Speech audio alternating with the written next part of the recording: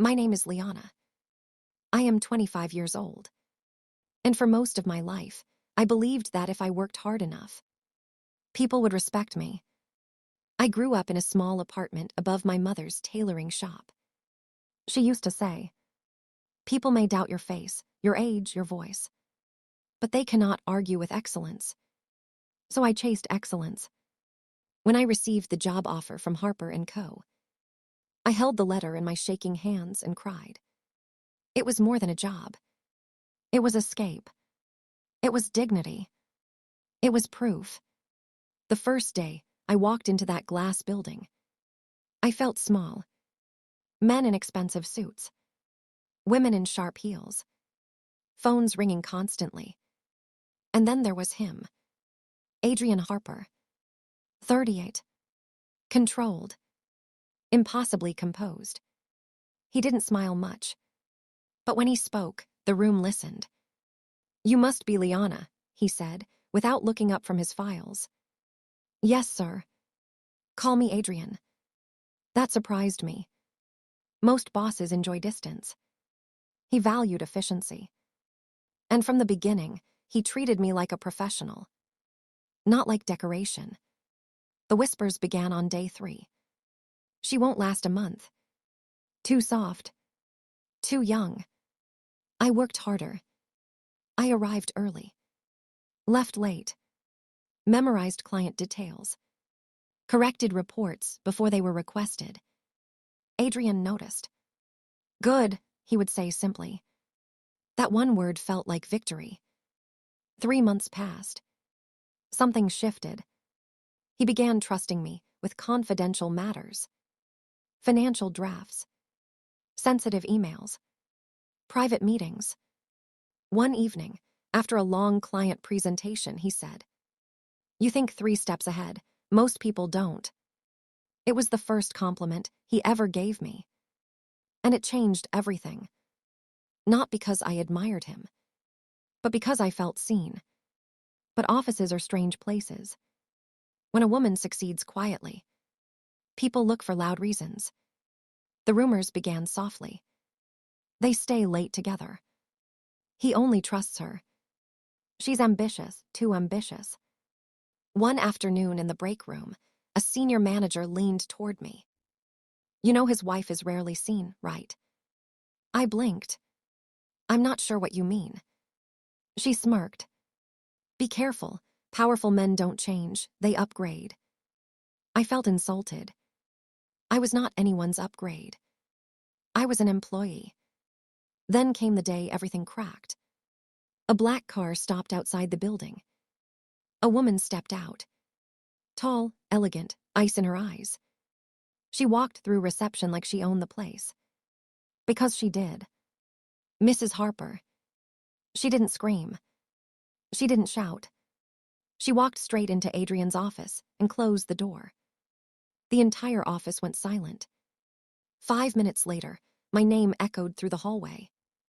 "Liana," inside. My legs felt weak.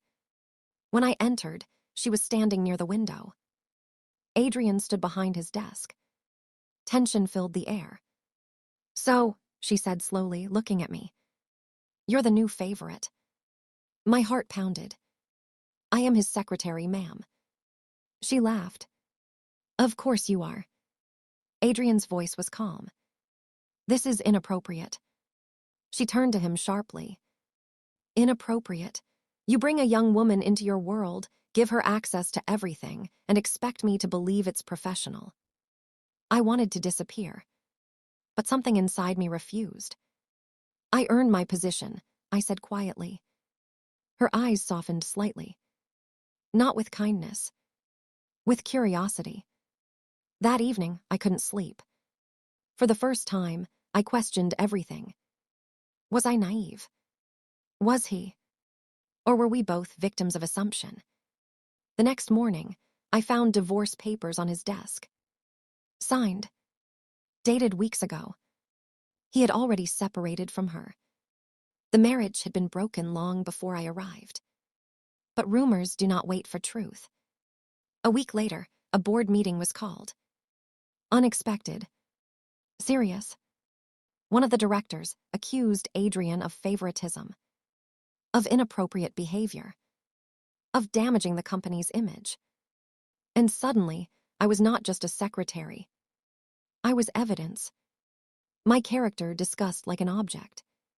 My reputation questioned in a room of men. Adrian stood. She is the most competent employee in this company. His voice didn't shake. I trusted her because she deserved it. One board member looked at me.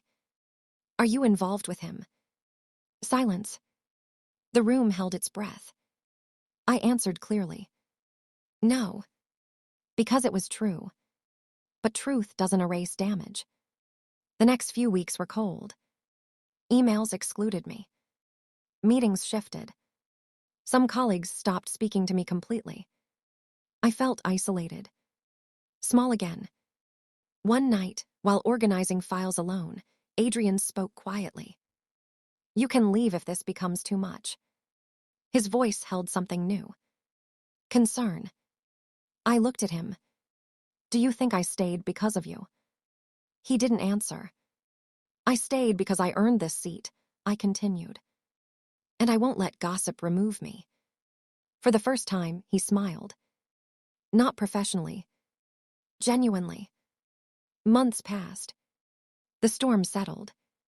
Performance reports proved my value. Clients specifically requested my assistance. The board withdrew its accusations. And something unexpected happened. Mrs. Harper returned. But not angry. Different. She asked to meet me privately. We sat across from each other in a quiet cafe. I was never angry at you, she said softly. I was angry at losing control. I listened. She looked tired. Do not let them reduce you, she continued. Men survive scandal. Women survive reputation. That sentence stayed with me. 1 year later, I was promoted. Operations manager. Not because of Adrian. Because of results. The rumors died. The whispers moved to someone else. They always do. As for Adrian, we remained professional. Nothing more. Because sometimes admiration is not romance. Sometimes respect is enough. I learned something powerful. Being just a secretary is what people say. When they don't understand influence. I was never decoration. Never distraction. Never scandal. I was strategy. I was discipline. I was strength. And I built my career with silence louder than gossip. Today, when new interns enter the building, nervous and underestimated, I tell them one thing. Let them talk. Just make sure your work speaks louder. Because the world will try to reduce you to a rumor. But you decide whether you remain a whisper or become a voice. And I chose to become a voice. Not just a secretary.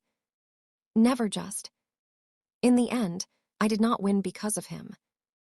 I did not rise because of rumors. I rose because I refused to shrink. They called me just a secretary.